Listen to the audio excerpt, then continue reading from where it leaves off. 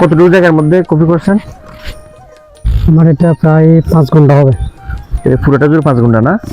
পুরাটা তো আমি করছি প্রায় 1 5 ঘন্টা একটা টোটাল না? ফুলকপি পাতাকপি, মানে ফুলকপি পাতাকপি কতটুকু?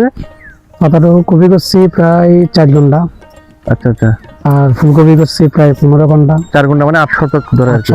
আর আপনি এমনি ফুলকপি কত করে বিক্রি করেন এখন বর্তমানে? এখন বর্তমান আমি পাইকারি 40 টাকা করে বিক্রি করতেছি। আর ওই বাঁধাকপি?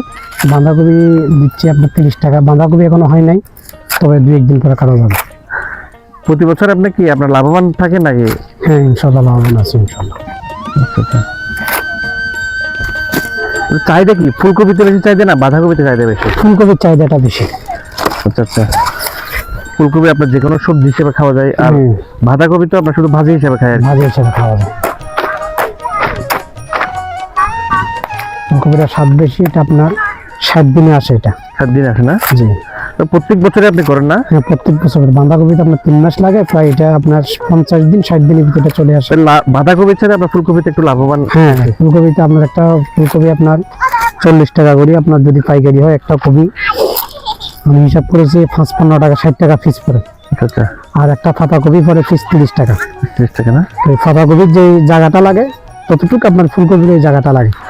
আপনার একটা ফুলকপি আপনার কত কেজি হয়?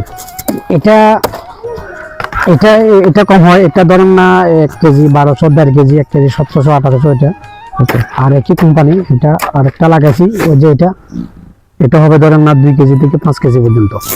আচ্ছা আচ্ছা, ঠিক আছে, ধন্যবাদ।